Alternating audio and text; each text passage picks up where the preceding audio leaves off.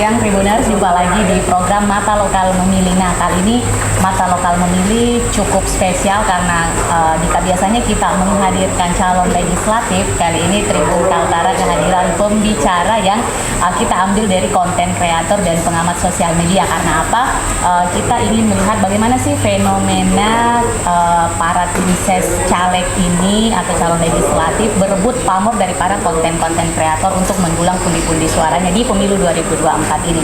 Nah, bersama saya hari ini sudah hadir salah satu konten kreator Kaltara yang lekat banget dengan image kekaltaraannya atau kelokalannya dengan kata-kata pembukanya di konten itu halo Dora ya. Jadi di sini sudah ada Mas Amri, kemudian ada Mas Sunu juga. Di sini kita akan banyak membahas tentang bagaimana sih ngobrolnya lebih santai Mas Amri dengan Mas Sunu tentang bagaimana fenomena kampanye kreatifnya calon legislatif saat ini yang tidak lagi memanfaatkan mungkin cuma media-media konvensional aja menebar baliho atau seperti apa, tapi menggait konten kreator untuk memaksimalkan publikasi dan mendulang suara-suara dari para pemilih di pemilu 2024 ini. Mungkin sebelumnya saya akan menyapa dulu Mas Amri. Selamat siang Mas Amri. Halo. Oh, bagaimana kabarnya nih? Kayaknya kurang tidur nih Mas Amri nih.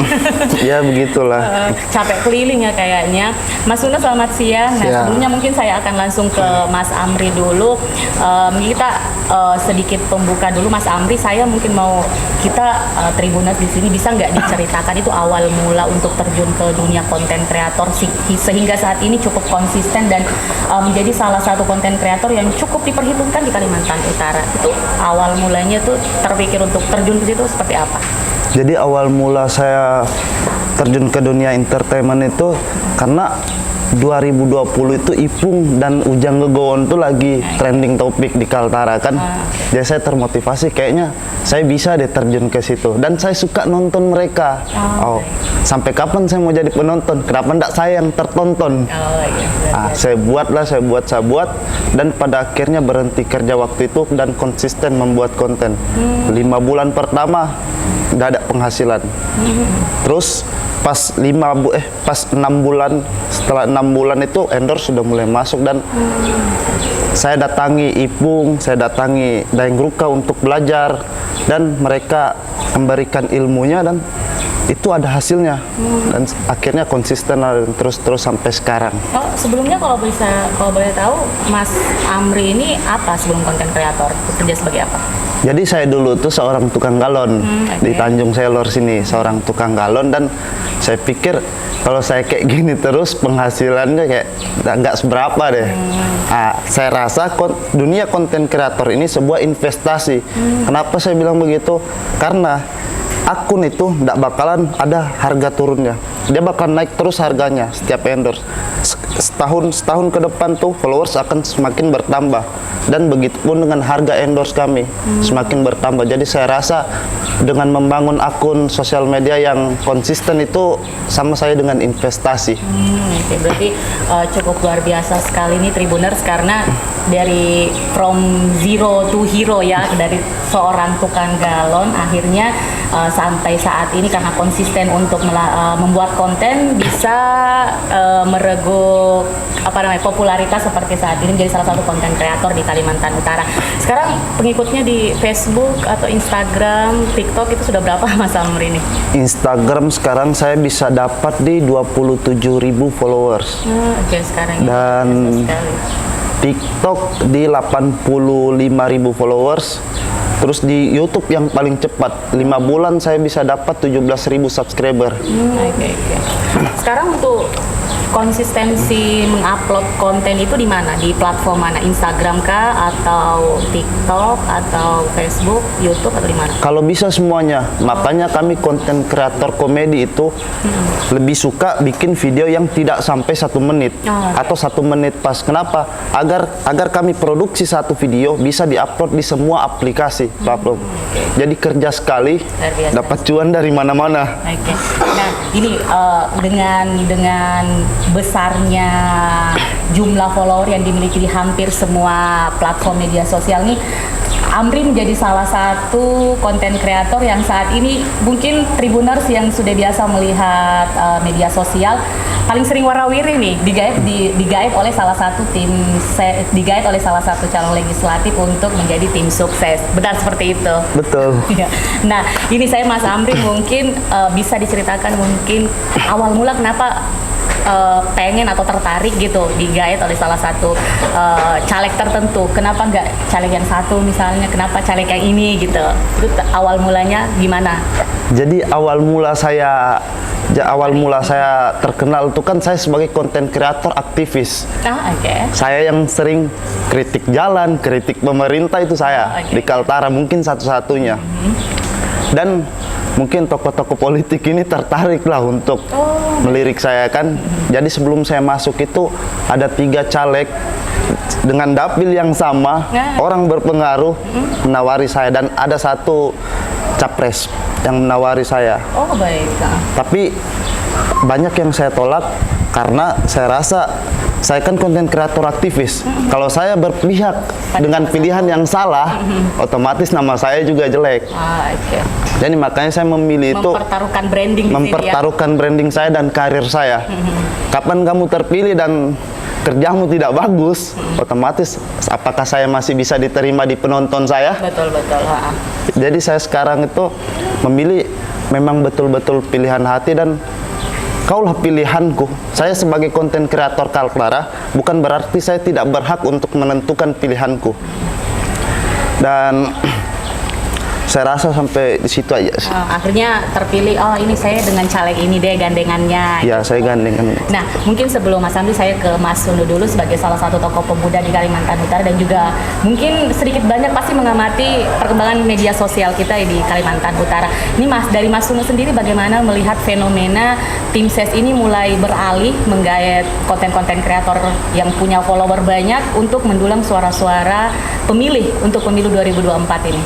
Ya, jadi ini merupakan satu fenomena yang menarik ya. Memang terjadi pergeseran perkembangan zaman, di mana dulu itu caleg-caleg atau tim ses lebih banyak menggunakan metode tulisan dalam memperjuangkan ide dan gagasannya. Itu sekitar mungkin di tahun era 60-an itu lebih banyak menulis. Jadi media cetak dia memperjuangkan ide dan gagasannya, memperkenalkan dirinya dengan metode menulis. Lalu terjadi lagi pergeseran di mana masuk lalu media visual seperti televisi. Nah, itu lebih caleg-caleg, bahkan calon presiden dan lain-lain itu lebih banyak beriklan menggunakan visual karena lebih mengikuti perkembangan zaman, di mana dia menampilkan dirinya di televisi, di berbagai macam iklan-iklan di televisi. Lalu terjadi lagi perkembangan zaman, di mana sekarang era gadget, ya, era media sosial.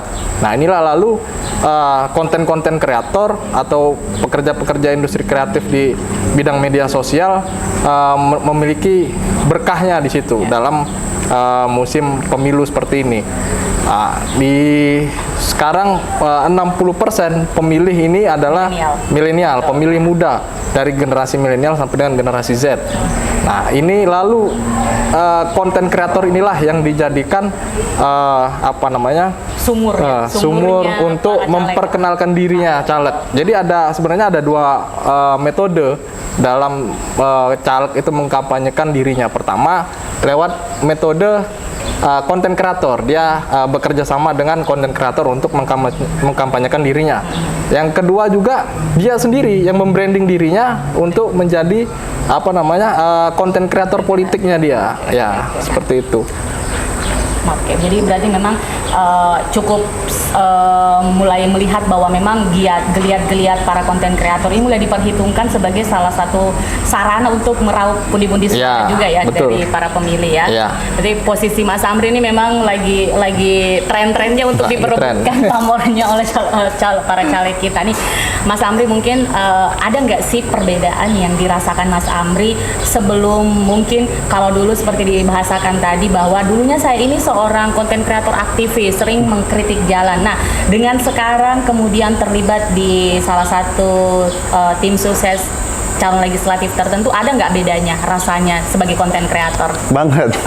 Sudah saya bilang tadi, saya masuk dunia politik sama saja dengan saya mempertaruhkan karir saya, dan sama saja dengan saya mencari haters, karena tidak semua orang satu pilihan, apalagi serangan, apalagi dengan caleg yang saya berpihak dengan satu caleg sekarang. Otomatis tim lawannya itu nyerangnya ke saya dan mencari kesalahan si caleg ini dari saya, dari video saya. Sekarang seperti itu, dan ditarakan itu sekarang lagi banyak yang kayak gitu. Tapi risih nggak sih dilabeli dengan caleg-caleg tertentu? Risih nggak? Oh, ini Mas Amri nih udah tim sesnya ini, yang ini udah yang ini. Risih nggak dilabeli seperti itu oleh orang-orang? Sebenarnya agak risih, cuman mau kayak manapun inilah pilihanku. Ya, betul. Mau gimana lagi? Aku harus bisa terima resiko. Oh, mantap. Berarti udah siap terjun nih. Kalau Mas Nunu sendiri, seberapa efektif sih melihat kampanye yang dilakukan caleg ini melalui konten kreator? Ya, memang ini seperti yang saya katakan tadi, adanya pergeseran zaman di mana semua ada di gadget, dan juga Indonesia ini salah satu yang penduduknya lama menggunakan gadget dalam satu hari. Bahkan di tingkat Asia itu Indonesia masuk di 5 besar dalam menghabiskan waktunya dalam sehari itu tertinggi di Asia. Jadi memang metode menggunakan konten kreator, menggunakan media sosial ini lebih efektif dan sangat menjangkau khususnya anak-anak muda di golongan milenial dan generasi Z, seperti itu. Ya, berarti memang cukup efektif, Efektif. ya. Nah, kalau di Mas Amri sendiri biasanya mempersiapkan satu konten itu berapa lama nih untuk misalnya dari memikirkan materi mungkin yang akan saya bawakan dengan caleg ini, mau bahas apa lagi nih, itu berapa lama biasanya? Kalau dulu sebelum terjun ke dunia politik ya, biasanya tuh saya pikirkan di tengah malam, saya catat semua segala macam. Tapi kalau kita masuk kerjasama dengan seorang caleg ini suka membuat gerakan spontanitas yang kita tidak tahu, yang Di luar daripada yang sudah kita skripkan. ya, gitu, meskipun kan? kita sudah skripkan, bikin rencana, konsepnya seperti ini, besok bakalan berubah. Dan itu menurut Mas Amri gimana nih rasanya kayak gitu? Jadi kayak kita rasanya jadi nggak punya ideologi lagi loh untuk membawakan konten kita, kan harus dipengaruhi dengan eksternal misalnya dari caleg tertentu gitu. Betul, jadi saya tuh biasanya tuh saya rekam ya dulu, semua rekam daring, nanti ngedit baru pusing. Luar biasa juga. Nah, kalau Mas Nunu ini gimana sih kalau misalnya ada konten kreator memang yang pengen terjun ke situ, Mas Nunu melihatnya seperti apa? Ya, Sah-sah aja atau harus dipertimbangkan kah atau gimana gitu? kalau saya justru ini sangat membantu sekali justru ya konten kreator ini dalam mensosialisasikan bagaimana politik itu berlangsung. Jadi daya jangkau atau hal-hal apa aja yang diperjuangkan oleh caleg ini semua orang tahu, dilihat secara visual. Oh, caleg ini ingin memperjuangkan ini, oh caleg ini turun ke sini. Ini sangat membantu sekali. Jadi bahkan mungkin di 10 tahun atau 20 tahun mendatang, alat peraga kampanye dalam bentuk banner yang Bakal kalau hilang, ya? menurut saya itu bisa hilang, bisa tergerus ya. betul. Dan juga kecenderungannya lebih banyak APK sekarang ini kan lebih nggak enak dilihat lah, ibaratnya mengganggu estetika Kurang milenial tata kota. katanya ini apa desainnya Ya. ya. Justru anak-anak muda sekarang ya, atau masyarakat sekarang lebih suka lewat media Gadget. sosial, gadget dan lain-lain. Berarti memang ini kalau dari pandangan Mas Nunu memang harapannya mungkin kalau bisa ke depan digitalisasi ini betul-betul dimaksimalkan Betul, untuk hal yang dimaksimalkan. seperti ini ya. Nah, ada ide nggak sih Mas Nunu misalnya konsep-konsep apa sih yang mungkin bisa menjadi masukan juga untuk Mas Amri untuk membangun konten-konten khususnya di bidang politik ini biar lebih ramah dinikmati oleh semua orang, kontennya lebih sehat dan kontennya bisa menjadi edukasi lah untuk kita para pemilih, khususnya pemilih-pemilih pemula nih. Ya, jadi sebenarnya di media sosial itu dalam melakukan kampanye, apa sih hal yang inginkan oleh pemilih itu, yang diinginkan para pemilih itu terhadap caleg yang dikampanyekan itu adalah dia ingin melihat keseharian calegnya itu, hal-hal apa yang mau diperjuangkan, seberapa alaminya dia di dalam media sosial itu dalam mencitrakan dirinya. Dan dia turun ke lapangan, turun ke akar rumput, dia melakukan perjuangan seperti ini, menjanjikan hal ini. Nah, itu yang sebenarnya ingin dilihat oleh para pemilih. Jadi sebenarnya konten-konten kreator, influencer itu sangat membantu sekali dalam mencerdaskan pemilih seperti itu. Jadi konten kreator memang punya peran itu di sini sekarang ya. Nah, Mas Amri ini tadi kan sudah sempat disinggung itu bahwa setelah memutuskan untuk terjun ke konten kreator, bisa dikatakan sedikit mulai beralih ke politik dari yang awalnya sedikit aktivis katanya. Bagaimana menangkal serangan-serangan dari para haters ini? Gimana sikap Mas Amri sendiri dengan hal-hal seperti ini? Kalau hal-hal yang seperti itu, serangan seperti itu sebenarnya sudah saya terima dari dulu, dari awal-awal. Jadi saya sudah terbiasa dan saya punya prinsip, kalau kamu nggak mau punya haters ya jangan terkenal. Seandainya kamu orang biasa-biasa aja masuk ke tempat situ, mungkin tidak ada yang peduli. Itu aja sih. Berarti santai aja ya menghadapi haters ini, mau gimana, karena ini udah pilihannya Mas Amri untuk bekerja sama atau berafiliasi dengan salah satu caleg tertentu ya, itu Ya, sudah konsekuensinya. Jadi santai aja Mas Amri.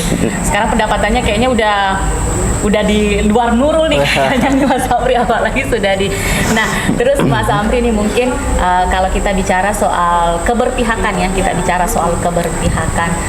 berarti nanti ke depan ini misalnya ya pemilu mendatang, ini kalau kita tidak juga doakan ya, ada hal yang mungkin tidak sejalan dengan apa yang diperjuangkan bersama hari ini tuh, gimana sikap Mas Amri nanti? Mungkin saya akan keluar dari situ dan tidak akan mendukung dia lagi. Berarti memang Mas Amri ada semacam bargaining bareng ya, bargaining bahwa saya mendukung caleg A misalnya, tapi harus ada ini, program ini harus ini seperti itu. Sebelum saya masuk, Mbak, saya sudah tegaskan.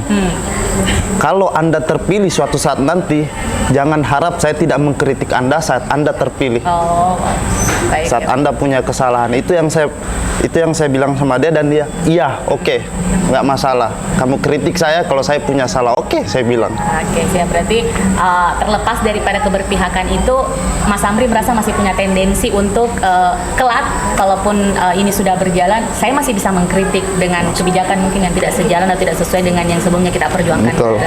Nah, Mas Uno mungkin ada harapan nggak untuk pemilu tahun 2024 ini, khususnya bagaimana partisipasi dari pemilih untuk datang ke TPS nanti pada 14 Februari dan menyalurkan hak pilihnya, dan tidak golput pastinya.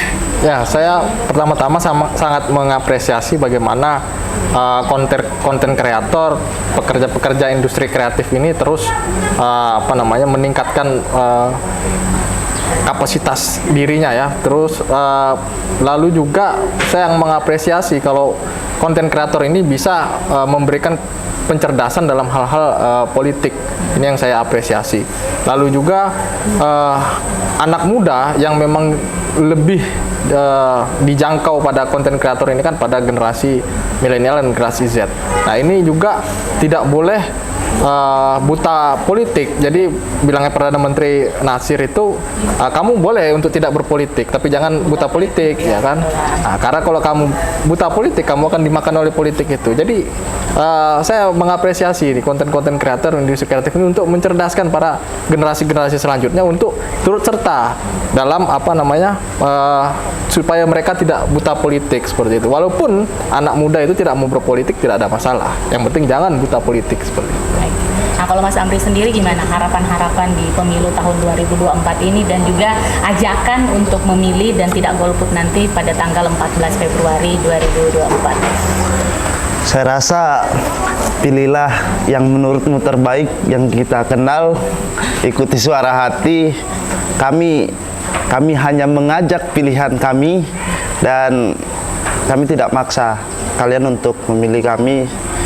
Ya seperti itulah, ikuti kata hati. seperti Oke. itu saya rasa. Oke, Tuluk tadi perbincangan yang sangat luar biasa sekali. Tribuners, sebenarnya ini masih banyak hal yang kita mau diskusikan, namun sudah cukup mewakili daripada yang dipaparkan tadi dari Mas Sunu, bagaimana Mas Sunu melihat fenomena konten kreator ini, konten-konten yang dibuat yang sekiranya memang punya tempat di hati para pemilih untuk untuk datang memilih nanti pada tanggal 14 Februari. Begitu juga dengan Mas Amri, silahkan menyalurkan hak pilihnya nanti pada tanggal 14 Februari sesuai dengan kata hati. Mas Amri memang berpihak pada salah satu caleg tertentu, tapi dengan catatan ke depan jika memang itu tidak sejalan lagi nantinya, jika ada program-program mungkin yang bisa dikritik, maka Mas Amri tidak secara tegas akan mengkritik program-program yang tidak sejalan dengan apa yang sudah diperjuangkan bersama. Luar biasa sekali Tribuners, para pembicara saya yang hadir hari ini. Harapannya pemilu 2024 ini bisa terlaksana dengan sukses. Tanggal 14 Februari nanti selain menjadi hari Valentine katanya, menjadi juga jadi selain kita kasih hari kasih sayang, kita juga melakukan hari kasih suara. Jadi jangan ragu untuk datang ke TPS pada 14 Februari nanti. Sampai jumpa Tribuners di program Mata Lokal Memilih, tentu saja dengan bintang tamu yang jauh lebih luar biasa lagi. Selamat siang, Assalamualaikum warahmatullahi wabarakatuh.